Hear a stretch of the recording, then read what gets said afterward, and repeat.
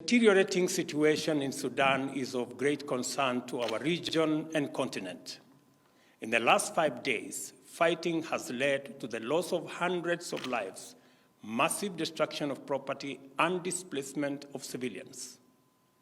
Kenya is deeply alarmed that a misunderstanding over a single outstanding item in the political framework agreement, namely the time frame for the integration of the Rapid Support Forces into the Sudan Armed Forces, has degenerated into violent conflict. As a result, the parties to the framework agreement have been engaged in military confrontation.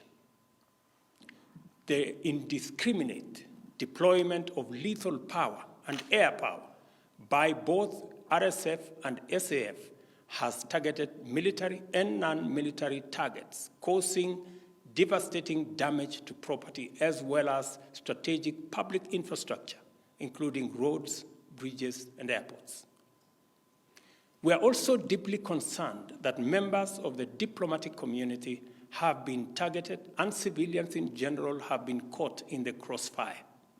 A pattern of systematic violation of established norms and principles of international humanitarian law is clearly emerging, and this situation is evolving into a threat to regional and international peace and security. Kenya implores the leadership of the two parties to ensure full compliance with the resolution of the Intergovernmental Authority on Development Heads of State Summit held last Sunday. This includes an immediate cessation of hostilities, allowing unrestricted humanitarian access, and extending full cooperation to the IGAD Heads of State mission when it visits Khartoum.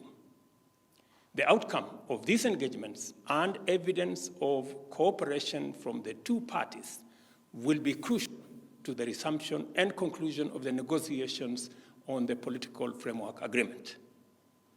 In urging this course of action, Kenya notes that disregard for the resolutions, coupled with the evidence of lack of commitment to ending the conflict, strongly indicates that attacks on diplomatic installations and personnel, as well as targeting of hospitals, hotels, and other vital public and social spaces, are deliberate, systematic, and tantamount to atrocities against humanity. There is real danger that the escalation of hostilities in Sudan could implicate external, regional, and international actors and degenerate into a security and humanitarian crisis on a disastrous scale. It is therefore critical for an international coalition of all the actors that have been involved in supporting the restoration of civilian rule in Sudan to act with urgency.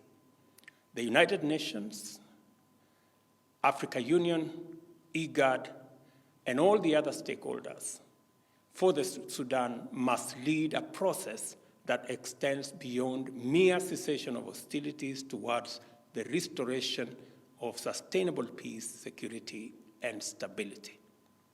It is time to silence the guns in our region and continent so that we can focus on the urgent work of enabling our people to pursue opportunities and actualize their aspirations in peace and tranquility.